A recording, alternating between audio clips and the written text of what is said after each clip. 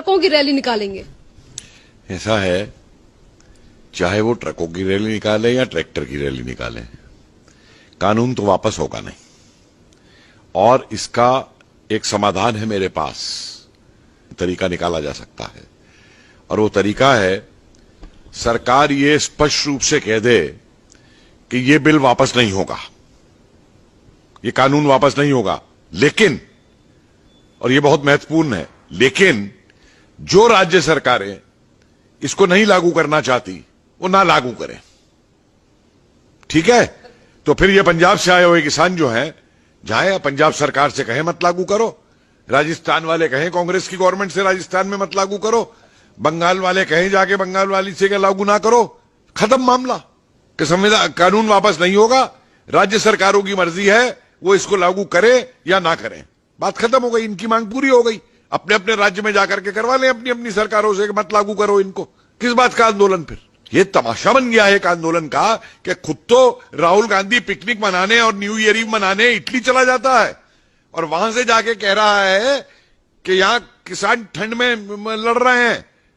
अरे अगर तू नेता था असली किसानों का तो मैं देखता ये खुद बैठता किसानों के साथ धरने पे आकर के इतने दिन तक। अगर ये नेतागिरी अपनी उसकी करना चाहता है, कांग्रेस की राष्ट्रीय आंदोलन के दिन इस तरीके से बैठा जाता था भूख हड़ताल पे, और हड़ताल पे बैठता आधे दिन भी रह सकता है भूख हड़ताल पे, खुद इटली में बैठ करके पिज्जा खा रहा है। वही ममता 1-1 रुपए का आलू खरीद रही है किसानों से, बांग्लादेश स्मगल कराती है, 40 रुपए किलो कलकत्ता में भिजवाती है, सारे उसके बिचौलिए हैं उसकी पार्टी के। और ये जो साफ मैं बात कर रहा हूं आपको, ये जो बैठे हुए हैं ये आड़तीय हैं, ये जो बैठे हुए हैं ये वो धनी किसान हैं जिनके पास 100-100, 200 एकड़ जमीन है। किसान वो होता है जो खुद खेती करता है अपना, और वो किसान आज भी खेती कर रहा है, अपनी फसल उगा रहा है, और सरकार ने जो सहूलियतें दी हैं उन सहूलियतों को लेकर चल रहा है। सर अगर ममता बनर्जी की बात करें तो ममता बनर्जी जिस तरीके से इस कानून का विरोध कर रही हैं डे 1 से, तो यहाँ पर लोगों की तरफ से ये भी कहना है कि 4 महीने बाद जो इलेक्शन आने वाले हैं उन सारी चीजों को लेकर ये सारी चाल और हथकंडे अपनाए जा रहे हैं। आप समझ रहे हैं कि बंगाल का किसान ममता को वोट दे देगा? जिस किसान का वो शोषण करती है, जिस किसान तक आज तक उसने कृषि योजनाएं जो और किसानों की दी वो नहीं पहुंचने दी केंद्र सरकार की। अरे ममता विरोध इसलिए नहीं कर रही है वोट के चक्कर में, ममता विरोध कर रही है क्योंकि अब ये एजेंट बन चुकी है कांग्रेस की, ये एजेंट बन चुकी है उन सारे नक्सलाइट्स और जिहादियों की जो देश के खिलाफ है। ये देश की खिलाफत की वजह से विरोध कर रही है, अपनी सत्ता के लिए विरोध कर रही है। ये किसान के कोई पक्ष में नहीं है। ये बिचौलिए खत्म करे जाएं, किसान को उसकी कीमत पूरी मिली जाए, ये चीज ये किसान के खिलाफ है। जितनी भी चीजें हैं कृषि कानून में, उसको लेकर इतना ज्यादा विरोध क्यों हो रहा है हर सरकार, चाहे राहुल गांधी हो या फिर ममता बनर्जी? देखिए ये विरोध कृषि कानून का है ही नहीं, मैं तो अब बिल्कुल स्पष्ट हूं इसके ऊपर। ये विरोध हो रहा है एक्सपेरिमेंट ग्राउंड बना के कि सरकार अगर इसे वापस ले लेती है तो कल को हम सीएए के खिलाफ करेंगे, कल को हम ट्रिपल तलाक के खिलाफ करेंगे, वापस लो, कल को हम 370 के खिलाफ करेंगे। दुनिया मूर्ख नहीं है, ये देश बेवकूफ नहीं है जो इस चाल को नहीं समझ रहा है नक्सलाइट्स की और पीएफआई की और आईएसआई एजेंट्स की और खालिस्तानी एजेंट्स की। कहां से तंबू लग रहे हैं ये, कहां से ये काजू किशमिश आ रही है, ये कहां से ब्यूटी पार्लर आ रहे हैं? ये किसान होता है, किसाने से लड़ता है। ये सारे धनी लोग हैं, मंझले किसान और गरीब किसान की तो इन्हें चिंता तक नहीं है। उसकी फसल को, जो मैंने बार बार कहा है, उसकी फसल को तो ये मंडी तक पहुंचने नहीं देते हैं। तो सीधा काम सरकार करे कि कहे कानून हम वापस नहीं लेंगे, जिस राज्य को लागू नहीं करना है वो राज्य इसको ना लागू करे, और अगर राज्यों में लागू नहीं करवाना है तो ये जाके किसान अपनी राज्य सरकार से बात करे। हमने खुली छूट दे दी है राज्यों को कि लागू करें या ना करें। ममता बनर्जी की बात करें तो पश्चिम बंगाल में तमाम समस्या है, उनको लेकर ममता बनर्जी कभी भी बात नहीं करती कि किस तरीके से बीजेपी के कार्यकर्ताओं को दिन दहाड़े मार दिया जाता है और वहीं पर बीजेपी की रैली में जूते तक चलाए जाते हैं। उसको लेकर ममता बनर्जी कुछ नहीं कहती। अगर बात रही कृषि कानून की तो उसको लेकर ये कहती है कि हम उसे लागू तक नहीं होने देंगे, यहाँ पे आने नहीं देंगे। आप बताइए, ये वो है जो कहती थी मैं सीबीआई को ऑपरेट नहीं करने दूंगी बंगाल के अंदर। उस समय ये क्या बोली थी जब वो बंगाल का मौलवी कह रहा था कि मोदी जी की दाढ़ी लेके आओ और मैं 10 लाख रुपए इनाम दूंगा? तब कहां गई थी ये ममता? इसके लिए कोई कुछ बोल दे तो इसको आग लग जाती है, कोई ट्विटर पे लिख दे या फेसबुक पे लिख दे तो उसको गिरफ्तार करवा लेती है। तो जिहादी बन गई है पूरी की पूरी।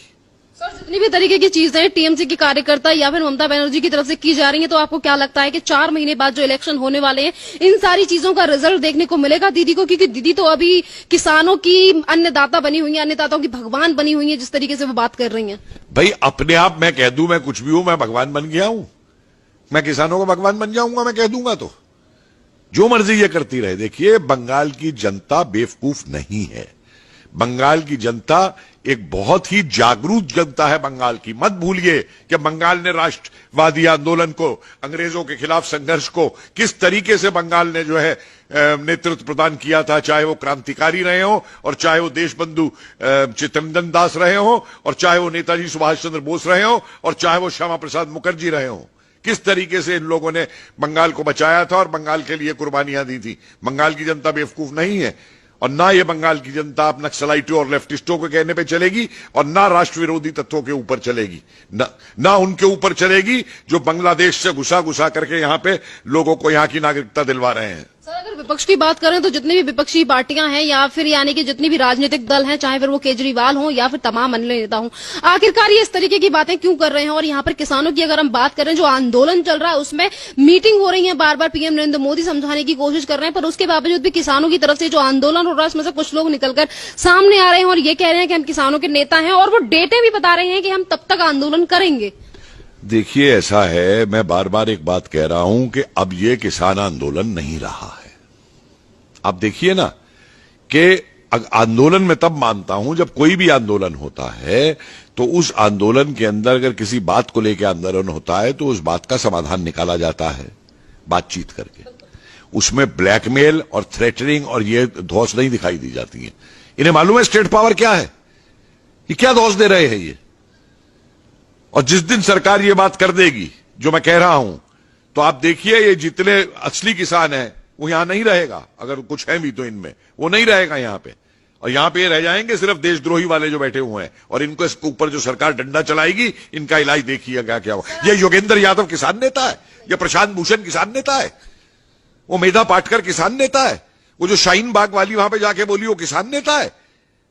अरे ये सब के सब जो हैं ये अपनी राजनीति के लिए, क्योंकि ये पिट चुके हैं। आज कांग्रेसियों को लूट का माल नहीं मिल रहा, स्कैम करने के ऊपर रो रहे हैं। आज उनको बोर्डों की चेयरमैनशिप नहीं मिल रही पैसा कमाने के लिए, रो रहे हैं, वापस सत्ता में आना चाहते हैं। आज कांग्रेस के ही राहुल गांधी अभी ट्वीट ये करके बोलते हैं और ये कहते हैं कि ये जो आंदोलन है, यानी कि जिसके लिए आपने कहा कि ये किसानों का आंदोलन नहीं है, इसी आंदोलन को लेकर राहुल गांधी ये बोलते हैं कि ये जो आंदोलन है ये चंपारण का आंदोलन बन चुका है और जनता एकजुट हो चुकी है। राहुल गांधी को मालूम भी है कि चंपारण का आंदोलन क्या था। आए मुझसे बात करें चंपारण के आंदोलन के ऊपर। इसको मालूम है बाबा रामचंद्र का अवध का आंदोलन क्या था, जहां से नेहरू ने राजनीति शुरू की थी। इसको मालूम है मोतीलाल तेजावत का आंदोलन क्या था उदयपुर के अंदर। इसको मालूम है सीताराम राजू का आंदोलन क्या था आंध्रा के अंदर। इसको मालूम है स्वामी स्वजानंद सरस्वती का आंदोलन क्या था, किसान का आंदोलन। अरे जो आदमी काली भैंस के बछड़े में और काली गाय के बछड़े में अंतर नहीं बता सकता, वो किसान आंदोलन समझा रहा है क्या था। ये तो 4 किसान नेताओं के मुझे नाम गिना दे स्वतंत्रता आंदोलन से पहले। कांग्रेस सिर्फ इनका इस्तेमाल करती थी, इस्तेमाल कर रही है। सन 47 के बाद से इसकी कांग्रेस ने क्या किया है किसानों के लिए। आए मुझे बहस करे मुझसे आकर के, ट्विटर पे लिखवाना ना, ये इसके नक्सलाइट बैठ के लिखते हैं ट्विटर के ऊपर, ये खुद नहीं ट्वीट लिखता है।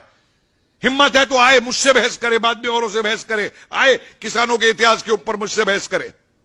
मैं तैयार हूं इनसे बहस करने को। धन्यवाद साहब।